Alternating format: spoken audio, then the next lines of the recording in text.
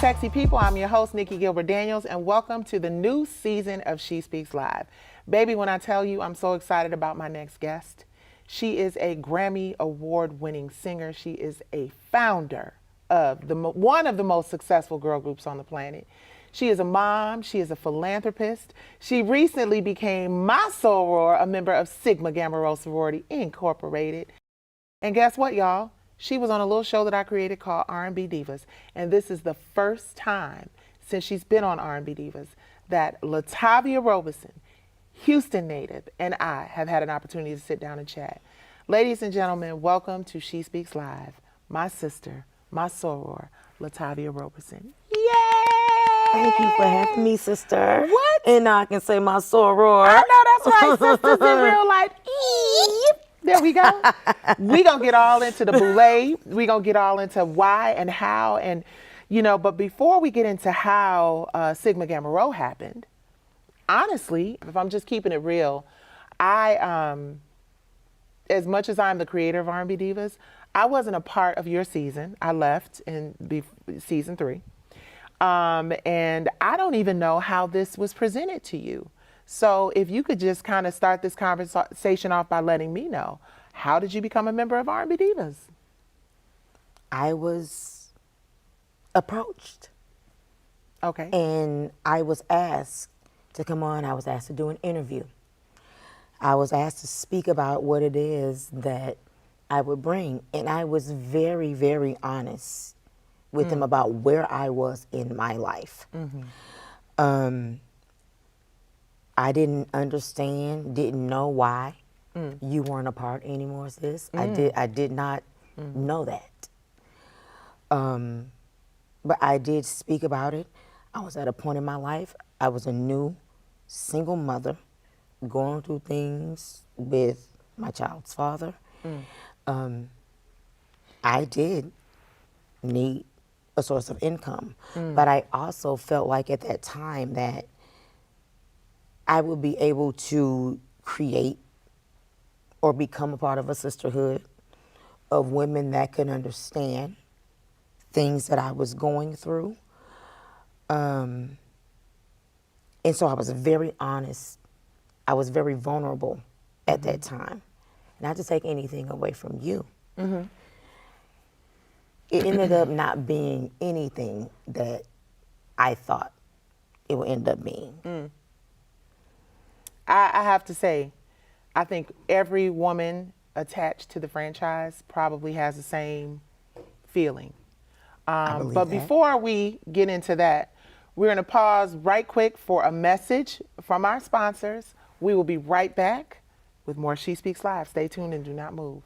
Hey, I'm Nikki Gilbert Daniels, writer, performer, producer, and advocate for women and girls in underserved communities. I'm most passionate about supporting women and girls of color because I believe that they deserve an equal opportunity, a purpose-driven and an empowered life, both personally and professionally. That's why I created my nonprofit organization, FromTheBottomUpFoundation.org, and initiatives like WORF Media, which is an acronym for Women in Reality, Film, TV, and Media. WORF aims to change the toxic, negative, destructive stereotypes and narratives that women of color face in the media. We believe that a national infrastructure that provides female content creators with platforms, resources, and opportunities to not just create, but to own and distribute content that not only entertains, but also uplifts, inspires, and empowers all women.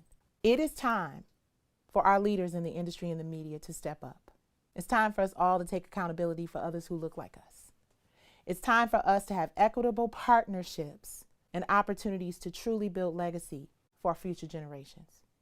WORF Media is positioning itself to be proactive versus reactive. At WORF Media, we believe that content is both king and queen, and those who create it should be treated as such, and at the very least, treated as equals. We welcome all who believe in our mission to entertain, educate, inspire, and build generational wealth and wellness in our communities. And we're going to do it together with you using the most powerful tool in the universe, the media. Please subscribe to worthmedia.com now, and please subscribe to follow my personal journey to fight for worth. Thank you for listening. Okay, so you said you were going through, before R&B Divas, the world was like, Destiny's Child, LATAVIA. Can you explain, like, in more detail when you say going through it, Well, what it was? everyone knows, or maybe they don't, that I was one of the founding members of Destiny's Child.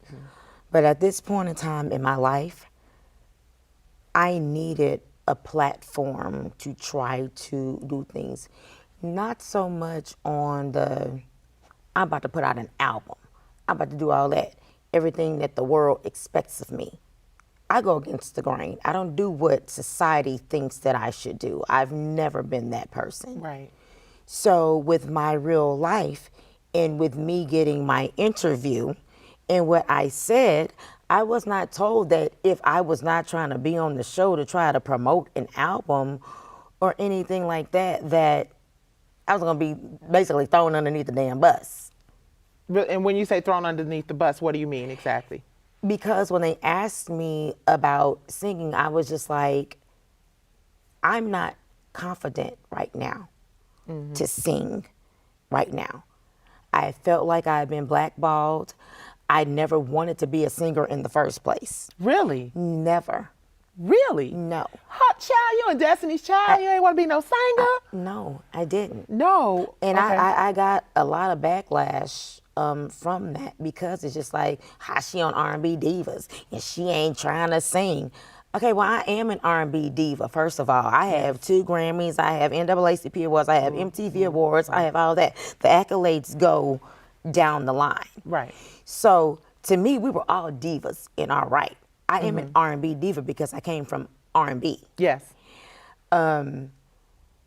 Because I didn't want to, I guess, fake these shows and the fake rehearsals and all of that, I let everybody know I didn't have a fear of singing. I wasn't ready. I can respect that. And I was told that, hey, this can be a community of women and all of that. And because I went there, well, why is she on here? If she ain't about to sing, then why is she on here? And I did not see that until I saw everything played back. So you felt like while you were in the moments of of recording the show, it felt like support, it felt like love, and then like you see everything back, and it's like, and the talking head wow. pieces, the pieces that you weren't a part of, Yeah. and conversations you weren't a part of. Yeah. Okay, so your cast in R&B Divas, just so we're clear, was Angie Stone, Selena Johnson, Kiki Wyatt, Monifa, Mila, and you. Myself. Who did you feel, did anybody reach out to you in terms of like offering to help or offering to support you? Well, me and Mila have been girls. Okay, so you and Mila had a relationship. From wherever. It seemed like y'all were close. I know all of the women that were on the show. But I felt bombarded, maybe because I was the only Grammy Award winner on the show. Nobody showed Mila saying, why y'all on her ass? And she got trophies that all of us want to possess. Oh, Mila actually said that? Oh, yeah. Oh, but that didn't get played. Of course not. Yeah, they don't do that. Right. I got showed as being this, oh, she don't want to sing, she didn't do this. Well, why she did? Nobody showed when I clapped back at nobody. They showed me being just this little, That's what I got portrayed as. And I'm like, wait a minute, this little moccasin got a lot of in her. Yeah. And I really did not appreciate the way that I was portrayed. And I was going through a lot. And then it's all like underneath the table, hey, let's get this scene. What? Did you feel like they were pressuring you to sing specifically because they knew that's something that you did not want to do? Yes. Okay. And I can relate. Honestly, I can relate because I did not want to be on the show as a singer. I wanted to be on the show, I can sing. I want to promote my clothing line. I want to promote my business. And there was always, why don't you want to sing? Why don't you want to tour element?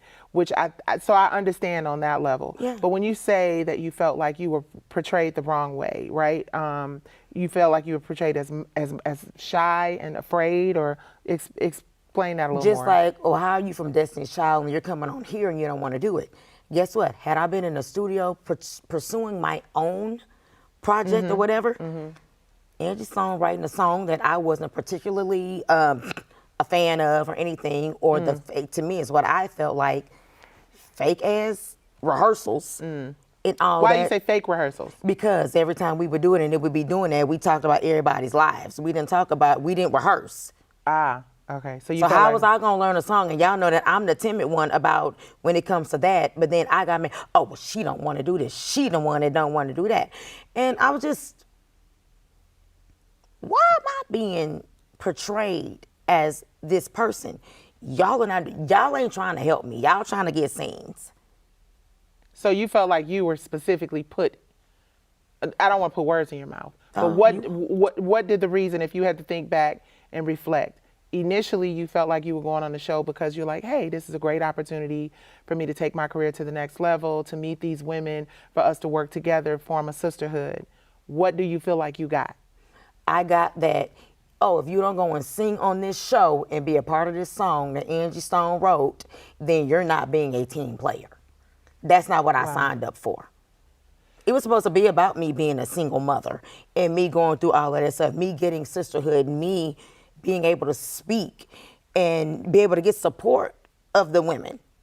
No, I don't feel like I got that. Do you feel like the producers supported you at all? Did you talk to any of the other producers? Yeah, I definitely feel that the producers supported me. I feel like the producers, and just like even from my, whatever, it was never between me and the girls. It was always management. I don't feel like it Oh, was wow. between me and the girls. I feel like production made them attack me. Wow. Well, first of all, I know that feeling. So I know that what you're saying is not just you being emotional and erratic. I know the feeling.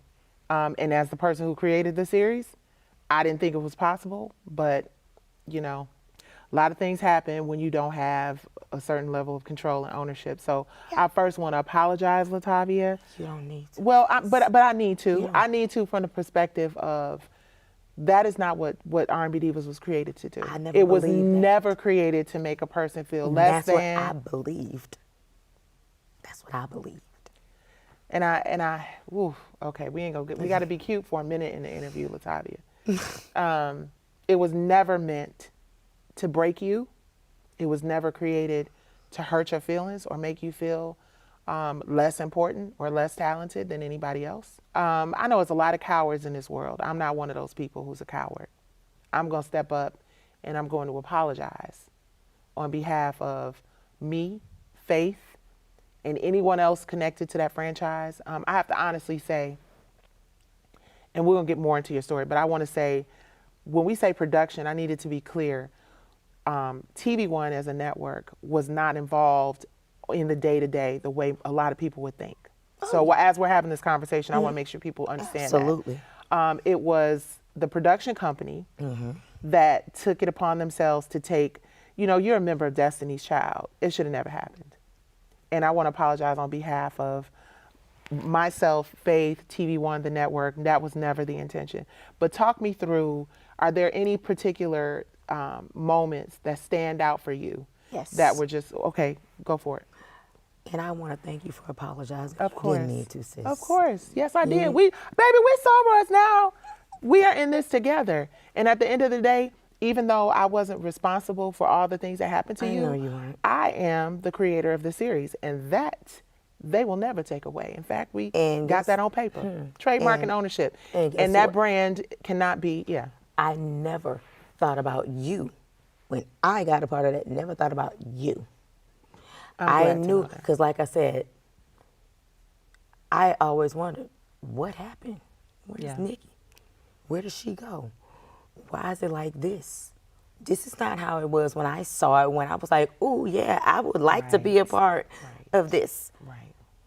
When I got there, like I said, I spoke about my life, things that I wanted to do, and I was brought on the show to do that. And they took me saying, I just don't feel bad. I'm not. Scenes were set up for me to go into studios and all this. Okay, I already told y'all that this is like not, but they were like, no, we want you to talk about being a single mother. We want to talk about your strive and doing all this stuff. You were a member of Destiny's Child. They would think that you would have all this stuff and all that. I got none of that. And you just asked me, sis, is there one situation that stuck out? It was after, I'm going to keep on calling them the fake rehearsals. The fake rehearsals, we like that. Yeah. And there was a huge snowstorm. I got snowed in. I had to take my daughter to go get shots. My daughter was 6 months old. We were about to go to Hawaii. But we had to go do this show. Oh, for Monifa's wedding? No. Oh, no? No. The wedding was there, but before that, we had to go do the show in LA. Oh, wow, okay. To do this song that we had been rehearsing for. So I did get snowed in. I got told that I lied about it because I didn't want to sing. I never wanted to sing the song. I didn't think the song was great. I didn't none of that. So like I was never the person that was just okay with it, but I was gonna show up. And as soon as I was able to actually get to LA, had to drive around, I guess, for production to set up for me to basically get cussed out. What do you mean? You had to drive around for production. I'm curious. No, I'm curious because I feel like I know this story. This story feels very familiar, not with you, but with me. So explain what happened. Drive around and get ready, I guess, for everybody else to set up because I was actually finally able to get into town. I would not lie about being caught in a snowstorm with my 6-month-old baby. Yeah. To not go sing a song that I wasn't particularly a fan of, and I could have just said I don't want to sing the damn song. Who decided who wrote the song? Angie Stone wrote the song. There was no vote on the song? Oh, okay. It was that. And then we got there and they asked everybody to sing a little bit, and then everybody went to go talk about their lives. It was not no rehearsal, especially with me being the person that I'm not comfortable with this. Y'all out sing every damn day. I don't. So I would have thought I would have got a little more support, but I did not. Nobody? Nobody? No. It was a support to sing. Why you the one ain't gonna sing though? You going from Destiny's Child. Why you here? Why? Wow. And it wasn't directly said to me, but it was in everything. When I finally did arrive to LA and I arrived at the venue, Mila met me and I walked into there and I immediately got bombarded saying that I lied about being stuck in a snowstorm. I could not get out of the city. I could have just stayed. I didn't have to go. Yeah. Especially with my 6-month-old. Yeah. So I get there. Nobody showed when I had it out with Kiki in the back. Oh, you and Kiki had it out? Yeah. They didn't show that. Really? They didn't show that. It would seem like, okay. They didn't show that. They showed me getting attacked, but they didn't show my response. So in other words, what it looked like was that you were getting and ready. I know how much I love Kiki. And I was gonna say, me and Kiki. Oh my gosh, let's go to Kiki's house. All right. that. I didn't take it personal. I'm not stupid though. Right. So you felt like you were just constantly walking into setups. Yeah. And you felt like your response to those setups was never shown. Never got displayed. So you looked like you were just meek and just Wow. I have to say, it's really crazy to me because, like you said, you and Kiki have been cool forever, whatever. So what about Selena? What was was there an issue there ever? No, it wasn't that. I guess that once you get it and you get to see it when it's time for finale, and then you get to see what people have been saying and they've been talking to you, I guess I had to realize, my realization of why I was ready for the next season. oh, you're supposed to play a game. I was in there, I was being vulnerable. I was being very forthcoming. I was being upfront about who I really was. It's not that it's not reality TV. It's a real situation, but they make people jug at you to get a rise out of it because everybody liked that drama. I was not trying to sign up for no drama. Right. I didn't need no drink thrown in my face. I didn't. If a drink got thrown in That my wasn't face, what the let show me was tell supposed to you be about. something. Right, yeah. Baby, look, Yeah. Did you feel bullied? To a certain extent, I did. You did? Okay. And it wasn't because I should have been bullied. It's just because I know that I was almost a target. I felt like a really? target. Really? Destiny's Child, the only person on the show. They didn't get Mila saying, "Why are y'all doing my sister like this? She the only one that's got the trophies that all of us are trying to get. Why y'all on?" They didn't get none of that. They just got me looking like this poor little pretty poodle. And you said you were talking about that one moment that you remembered. And it was me with my daughter. I was told that I was lying about how can you lie about being stuck in a snowstorm? That's crazy. I can't make the airport move a plane to go and do this wonderful song in this great show that was about to happen. So I was not about that. I was about finishing my job that I signed up for. I was about being the person that was about the contract that I signed. And I did not sign up to be a person that was being attacked. And you felt attacked? Yes. That's crazy. How does that make you feel when you're coming from your Destiny's Child experience? In comparison, did you feel ever at any point in that situation that way? Where you felt like it was sing LaTavia sing, or like people were pushing you to do? It was always that. It was always that. So this was kind of triggering when you got in R&B Divas. And then for that to happen to me, thinking that I could have a different type of support that these women would understand. Instead, it's like, well, if you are the one that got this, like I said, they acknowledged that I had my awards and everything and all the platinums and this. But me being on there, we've been on here. We the OGs. Yeah, it's you felt like the new girl coming in, and instead of them welcoming you, you felt like you were no shade, but getting hazed almost, yeah? Yeah, okay. Hazed, that's a perfect word. You felt like you were being hazed. Yeah. Has there ever been a point, because you went from, one situation with, a group of women where you felt like, okay, I'm feeling a little out of place here, to another situation, to a group of women where you're supposed to really be like, oh, this is cool. Have you ever felt like the world has had a chance to see LaTavia? Have you ever? No. And I was looking for R&B Divas to be that platform for people to see me. Not me as this person that, she got to put out an album and all that. If she don't do that, then fuck her, basically.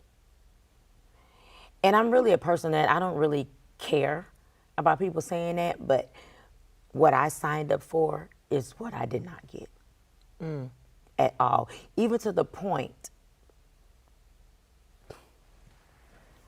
to where when it came time for the finale,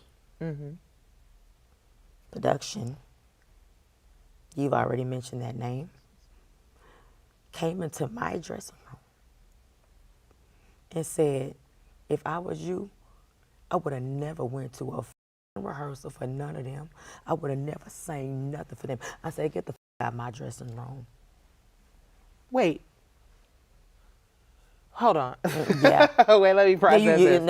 You told me. So you're saying that the whole time you felt bullied and treated a certain way about not participating in when the it was song time, and all this I was the other only stuff. person that was in there. Everybody was getting loud. I was like, nah, what they not gonna do is make it seem like I'm sitting up here drinking and about to be drunk and all this stuff or whatever. When I said, no, I need to be coherent when they want to talk to. I was not finna do what everybody else was doing. Oh, so you had an issue with because drinks on set has been a thing for a while But when it was time for that to happen, For you to personally walk up into my room and said, I never would have went to none of one of them rehearsals. Was this a female producer? No. Or a male it was not. No, you've already said that name before. That guy. You've already that mentioned guy. that name. Oh, okay. Well, we're not going to mention it, but Every that time guy. I see him, it's still weird. Really? Yeah. So there's no relationship there? No, with that it's person? hey. But it's weird because you feel like... No, I'd be like, don't come and talk to me. It didn't feel safe. Don't talk to me. Do you feel like it's impacted your ability to trust women because you've just been in these various... Oh, good. Okay. No. Come on, sis. No. And I'm going to tell you the Okay. reason why. It's because I understand everybody had a job to do. And there were certain people's jobs to do what it is. Just like I was told, girl, let's get this scene and then we can go have us a cocktail and all the stuff after it's done. I'm like, wow, this shit really is. I don't want to say fake. But it's To set me, up. Like you're put in and situations you wouldn't be put in real life. Yeah, and it's to the point to where there certain people are told to go talk about this to her to make her feel some kind of way. So to me, it's reality because if you're approaching me about something, I'm gonna react, and it's whether I cry, whether I seem like it is, or whether I this that y'all don't show. Right. You like, look, I ain't no punk. Nah, don't Yeah, play. like I ain't no punk bitch. I'm not. Right. But y'all don't show that stuff though. Yeah. So it just made me. That's why I was so ready for the next. And then all of a sudden, no. So you more. were actually looking forward to I a was season ready. 2. I was ready. Really? So I you had my would boxing actually do gloves it again? on. Really? So what would we have? You said you had your boxing gloves on. Do you feel like that would have been your opportunity for the world to get a chance to finally see? Yeah. You felt like you had been there as the new girl. This is season 2. I'm gonna let y'all just have it. My Really? season 2 was gonna be like, no. What was your season 2? What would your season 2 have been? I'm curious. I don't know what would have been thrown Because we at might me. be doing, honey, listen. So let me just ask you right now while we're talking about it. If we do another season of R&B Divas without a culturally incompetent lens and producers that are starting Sugar Honey Iced Tea, would you be interested in having an opportunity to show the world more about who LATAVIA is and what you're doing right now? Or do you feel like that ship has sailed? There are always possibilities. Okay. I'm not someone that wants to be like, I'd rather be more in a production phase. Like I said, I ain't old, but I'm seasoned enough to where it's like, I don't need to be on there getting into spats with grown ass women. Like, Right. because no matter what is said about whatever, controversy has to be created. Yeah. And it does not mean that it is fake. But people are going to be asked to do certain things, to push certain buttons towards you to make you react some kind of way. I'm not a child. I have children. You have kids, baby. So what do you want the world to understand about LATAVIA? Like whether it's television, music, your products, your makeup products. What has been, two-part question. What has been your biggest lesson in both Destiny's Child and in R&B Divas, right? So answer that first. What your biggest lesson has been? It's one statement. I am who she is. Either take it or leave it. I do not need anybody to validate who I am. If I don't go and want to do a bullshit show and sing a song that I was then told, oh, I wouldn't have did it. Okay, so what? Yeah. And what? Yeah. Y'all don't pay my bills. That's crazy. But take me back to I wouldn't have did it. He just came in and said, I wouldn't have done it. Like after all the pressure, you wouldn't have done, but never at any point while you were in the midst of it. No, it was After the fact. finale time, about to get ready to go sit on the stage. Oh, this was the reunion. Yeah, the reunion. Wendy Williams reunion. Yes. Really? It came to the dressing room and was like, I would have never showed up to none of them rehearsals. How did you feel about the Wendy Williams? I mean, I thought it was huge. How did you feel about that? I love Wendy. Yeah, we love I Wendy. do. We love you. And she would always whisper in my ear, girl, look, I love you. I need your book. Like, she was always that person. I know that Wendy was doing her job. Yeah. It wasn't her bombarding me. Did she ask you questions that made you uncomfortable during the reunion? The whole time I was on there, I go, Really? Yeah. I got to rewatch this reunion. Well, no, I wasn't the only person Yeah. that she was talking to. But Yeah. will you sing again? Like all that. It was just like. They asked you to sing on the reunion, or they were really? Yeah, they made me do And it. you felt like they were trying to make you sing so that they could To humiliate me. humiliate you. Wow. Just because I was not ready. Wow. Wow. I'm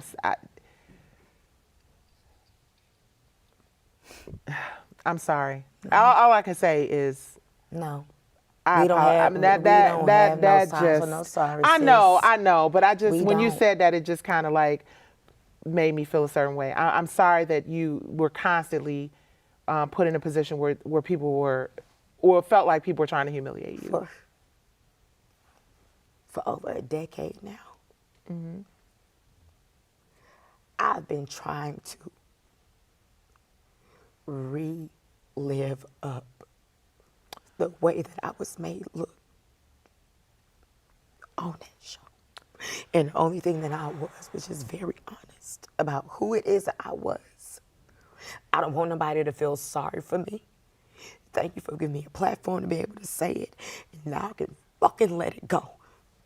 I can let it go. Leave a shit what nobody got to say about me.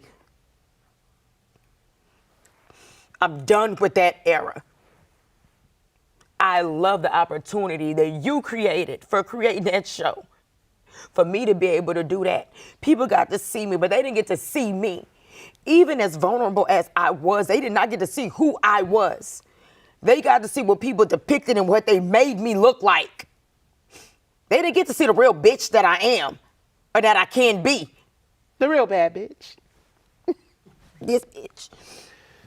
They made me look, and once I saw it, after seeing the third episode, I stopped watching it. I didn't even want to see myself on TV no more. LATAVIA, I did the same thing. I didn't want to see it no more. LATAVIA. I didn't want to see it no more. LATAVIA, after episode 3, I did the same. How did your mom, how? My mom was pissed. Mine too. Your mom is still here, thank God, but mine ain't here no more, and she was pissed. How did your sisters in Destiny's Child see the show? Did they? I don't know. You don't know? They probably did. At that point, you just didn't even care. Wow. Not because I don't care about the girls, but No, because I don't know if who they wants to saw see it. themselves being humiliated week after week after week on television? And I just feel so vulnerable right now because I feel horrible that I could not do more to make that different for you. And I've enjoyed having these conversations because I think one thing that we've all experienced is the humiliation that is associated with that series. I was so humiliated.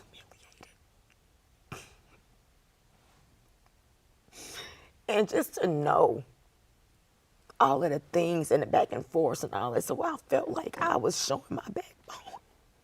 I look like the biggest punk that I know that is not me. They show none of me being me. And then you have to watch, they make you watch it before the reunion. Then you get to see the people having side conversations about you and stuff. Oh my goodness. But you in my face. Can we get some Kleenex, guys? I don't believe even the side conversations was real. Have this conversation. How y'all feel about when LaTavia did this and when she didn't do that? So you got to talk about it. I don't believe, like I said, I love every single woman that was on that show. Yes, yes, That's not what I'm saying. yes. I just understand. That's why I was ready for you to ask me about how I was going to do it. I was going to play that game. You were going to, if the second season had come along, you were going to play the game? Oh, What do you mean by that? Because I was going to be real. Get out my But face. you were real? No, get out my face. You No, mean get in out that my moment. Get out Okay, my I face with understand. that bullshit. That's what I would have done. Oh, really? Right. Yeah. Yeah, I feel you. Yeah. I would. Thank you so much. I wasn't gonna be that person that they can see like sitting there crying and this. Oh, Yeah. we gotta talk. No, you don't get to talk to me about shit. I'm good. Right. I'm good. Right. I got babies that I gotta take care of and my mama. Right. Bye. I can tell you from somebody who had that attitude in the second season and kind of went in that space of just like, I'm gonna tell you what it's all about. That it's almost like it wasn't even worth your time and worth your energy. I wasn't gonna tell them nothing. Yeah. But guess what? I would have taken production. Guess what I would have done? I would have taken productions. Yeah. And oh, you say I shouldn't have? Okay, I wouldn't. Don't ask me why I ain't showing up to set. Right. I was told not Right. to. Oh no, because I'm not gonna do. I don't have to. I signed my contract. Who gonna preach it? Me or you? With your experience on R&B Divas, do you feel that I know you said that hasn't changed your trust in women, No. but you still have to make a living in this industry that you love and have been a part of for so many years. Do you feel like you'll be able to work with ensemble women in a collective like that again? Do you feel like you'll be able to, or do you feel like now it's time for LATAVIA to just fly solo and do, like, what's the future as far as?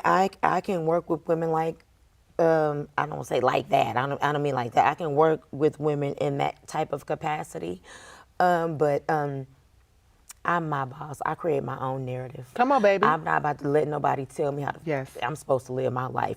Yes. No more. It's time out for that. Yes, yes. It's time out for that. So what is next? To just switch gears a little bit. Are you in a relationship, honey? Are you looking for a Prince Charming? Because you're drop dead gorgeous, Well, and you're thank young, you, and darling. you're fabulous. And After you are crying, looking for maybe. somebody? Were you in a relationship when you were on the show? No. You were not. No, Okay. I wasn't. Right now, I'm open. You're open. I've been in a relationship that very fond of that person, but I'm open right now. I am single. What you looking for? What you need? Do you need him to apply some pressure? What you Whoever need? God What you drops need? into my lap. Okay. I can't try to say what it is because I don't know what he has for me. Okay. What he has for me is for me. Yes. And just like with that being said, that's why I know I need to create my own narrative. I'm working on some other shows on my own. Yes. They have to do with me, with things like that. I'm working on stuff with my mom. Okay. I have my makeup line, the Queen's Okay. Collection. Okay. I have my nonprofit organization, the Le Papillon Foundation. Le Papillon. Yes. And so all of my philanthropy work, doing speaking engagements and going to be with the people, like, I love it. And of course, doing things with my sorors, honey. Baby! Hey! Talking about the sorors. Now listen, that was a whole different phone call. What are we doing? Pretty Poodles in the building. Hello. The Pretty Poodles are here for sure. So let's look. We've had the R&B Divas conversations. Yeah, so and let's we've had those. let's lighten it up or be happy about some yes. stuff. Sigma Gamma Rho Sorority Incorporated, 1922. Holla at your girl. How did that come about? You know what? I went to Howard and I did a tour. Okay. And I met with the ladies there and the princesses and the queens and all that, and it just got back to me. Would you be interested with being one of the entertainers? I'm like, I would have never thought. I'm like, oh my goodness, what? Oh, Dr. Thomas was like, you stood in there. It was a whole process I had to be quiet about for half a year. Yes. And I'm just like, oh my gosh. So they were like, you made it. Yeah. I was just like, huh? And how do you feel coming into this sisterhood? You just experienced our first boule, or your first boule. Yes. This is my second. How did you feel? What was it like? It was unlike anything. The sisterhood is real. Yes, it is. But the sisterhood is a real they thing. very real. We're not playing over there. Okay. 4 o'clock in the morning, ding, ding, ding, ding, That's ding. it. That's it. What you need. But there is a sense of sisterhood that is unlike any other type of sisterhood. It's not that we all live in the same state or in the same city or in the same country. But it's just like, no matter what, I got you. Y'all can get into it, but guess what? Y'all better, and then y'all get into it. No, we there for each other, no matter what. Yes. And there are just so many unlimited opportunities Absolutely. for us to help each other. Absolutely. And support one another as women. Absolutely. And everybody, you ain't doing this, so I think you should do And this. ain't nobody all asking you to sing at the last baby. minute, try to figure out. And nobody Who is gonna check asking me, you, boo? who gonna check me, boo? I love it. And the sisterhood is so real and It it's so is. authentic. And I can tell you as somebody who has been a part of the organization since our centennial, 2022, that they show up for you. They show up for you. They support you. They love on you. They Look. educate you. Yes, they do. It ain't no, you understand what I'm saying? There's a lot of opportunity and you just have to receive it. Yeah. And I know that, like, because we I have a believe, similar look, walk. I believe I can catch a case. And your sorority will be like, where sitting we in the at? back right there. They can be like, We wait for our certificated. look, all that, like Let's go. all the way back there. Like Yeah. I believe it. And no matter what, I'm so ready for us to come back together again and all that. It's just something that is so different that I would have never thought that I would be a part of. And I feel blessed and I'm humbled to be a part of something that is way bigger than myself. It is. And when you talk about Leslie, your daughter, Lyric. she's Lyric. So you have two children. Yes. You have Lyric and London. And you have London. Yes. Give the people their whole names. Her kids' name so bougie, y'all. They so we finna be not bougie, but they so we finna be successful. Do I gotta say their last name? You ain't gotta say their last name. I mean, the last name is what really makes it fine. Okay. Okay. Lyric Milan Richard and London St. Richard. London St. Richard and Lyric Milan Richard in this month. I love that. They Robersons at heart, though. They Robersons at heart. We do what we do as moms. You did you did a solid, and it'll work out for you. For my babies. I don't know where I'd be without my babies. Baby, listen, God, and that is the thing, LaTavia, that I really respect. Like you said, listen, baby, we're gonna do this interview, but I got to go get my baby, so don't play about it. You being involved as a mom, you not letting this industry break you. It can't. You have been a part of some of the biggest female ensembles between Destiny's Child and R&B Divas, and you have weathered a lot of storms, and you have weathered a lot of trials. I remember a few years ago, I think even before R&B Divas, I saw an interview that you did with Phaedra Parks. Phaedra Parks? Yeah.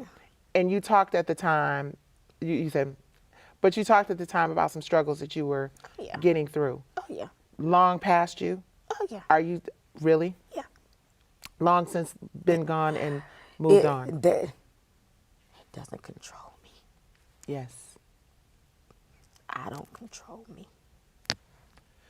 Woo. Controls me. Woo. Yeah. And your faith is unwavering. That's it. I don't live day by day. I live moment by moment. Because you never know what's going to happen. So I'm thankful for the times that I thought I should have been dead. For the times that I survived. For the times I've been able to help people. And I thank God for the times that people did not help me. Ooh. Because guess what? It makes my heart that much bigger to always want to help somebody else. You can't receive with your hand like this. Everybody always do this, and they always do this. I give. And guess what? That's why my philanthropy work means so much to me. I love to give. People say you give too much. Who gonna give to you? It don't matter. The Lord gives to me. Tell me a little bit more about your philanthropy work. So are you helping young women and girls? Yes, is that a focus? That's what Le Papillon is about. Okay. It's the butterfly in French. My mom is always like, why are you so obsessed with butterflies? You got them tattooed. I love you back. Because it's about the Le Papillon Foundation. It's about transformation. Because you see a caterpillar, it's ugly, it's on the ground, struggling to whatever. But then you go into this cocoon. Nobody knows how long that cocoon is going to take. Speak from personal experience. You go through that cocoon. I've never seen an ugly butterfly. Me neither. So it's just about spreading your wings and taking your time to transform. Get to know yourself, get to know who you are. And I'm still a walking progression every single day that the Lord gives me breath. Woo! A walking progression.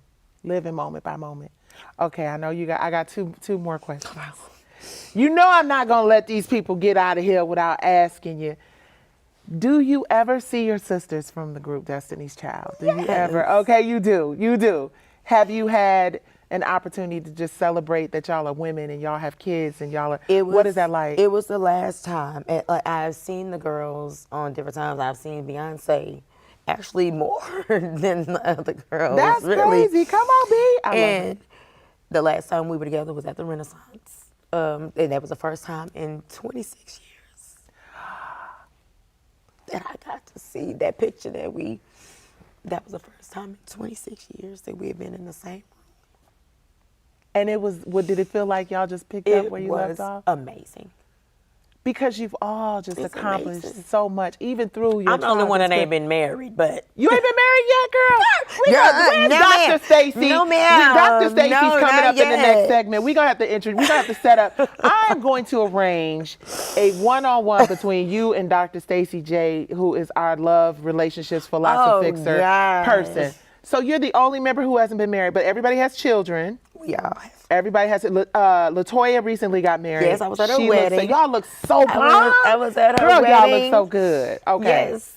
Okay. I sat next to Miss Tina at the wedding Oh, and that's everything. beautiful. So it was great. I didn't know what it was gonna be like. I didn't expect it to be we all prayed together. Wow. The last time we were all together. It was, no matter what, we never had issues. Just like production, it was management. It wasn't us. And y'all were like were true children. T, y'all were 12 and 6 and 5 and 3 and 1.5. So that, you know, and being in a girl group, you know, you 20 something years old.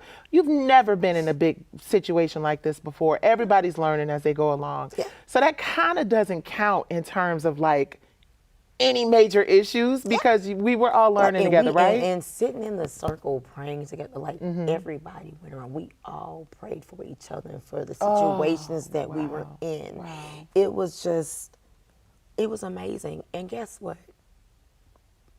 I'm at peace. Not to say that I don't want it to happen, if we are never in the same room or anything, that day was iconic to me, just because we deserve to hug and love on each other, especially after such a long time. 26 years. It was well deserved for all of us. And I can only speak for myself, but I know what it did for me. I'm sure. And guess what? If we don't ever do, I know where my heart was on that day. And I'm good. Ooh. I'm so good.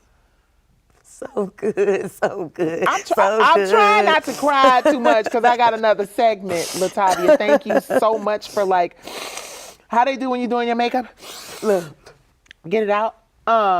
That's so dope because listen, no matter what anybody says about what happened on R&B Divas, no matter what anybody says about any trials that we all have in our lives, everybody, if you ain't lived long enough to go through something, just trust God. Yep. You will. R&B Divas was a staple in my life that I am so grateful for. And Really? I know we spoke Even about with so everything many that things. happened. It taught me a lot about even me being a woman and knowing what to expect, knowing how to look at things, looking at even seeing you being a producer behind things and like that. I was inspired even though I was hurt.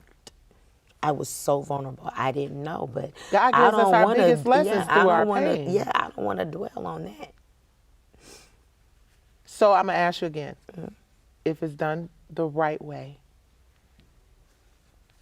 would you ever do R&B Divas? Some form of it, some form of the Some fun with behind the camera. Well, both. What if you could do both? What if you had the opportunity in a perfect world to be a co-executive producer and a cast member? Would you do both?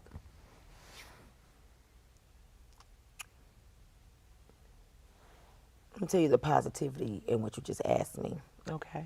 Ain't nothing wrong with a conversation, baby. I like that. I like that. I love it. I love that.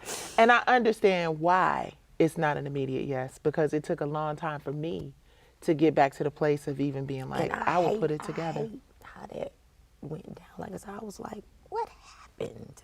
You know? God if I had not had the experience I had on R&B Divas, it seemed like we saying the same thing. If I had not had the experience I had on the R&B Divas, I would not be sitting where I am today. I would feel not you. understand the importance of ownership. I would not understand the importance of sisterhood. I wouldn't understand the importance of forgiveness because I've forgiven everybody who is connected to that because I've had a chance to have the conversations. And I can honestly say, I don't want to step out and be so bold as to apologize for the women in your cast that you feel could have done better. But I can tell you this, speaking from Angie's perspective, you know, Angie is, I think every one of those women, hindsight being 2020, probably have had a chance to look back. And I'm sure that they would love to have the opportunity to give you a hug and a genuine apology for anything you may have felt. I'm assuming. I don't need them to apologize to me about that. But no, people got to talk through stuff. Let me tell you, I told Angie Stone, I said, Angie, if you apologize to me one more time, every time Angie sees me, Angie apologizes for R&B Divas. No, I'm not even playing with you. Really? Wow. Celine and I haven't had a chance to sit down, which I'm praying to God that we do have a chance to do. Kiki, that's my sister, and it's just always, but I just knowing their hearts, knowing the manipulation that was happening behind the scenes. I hate you felt that way. And I know that they have to hate you felt that way. And sometimes we didn't even realize, sometimes you don't realize it when you're in the middle of it. Yeah. I'm going to be talking to Stacey Francis, who was R&B Divas LA. And she was one of those people where, you know, not to tease the episode too fast, but she bought into the producers telling her, hey, say this or do this or do that. And people grow and learn and change.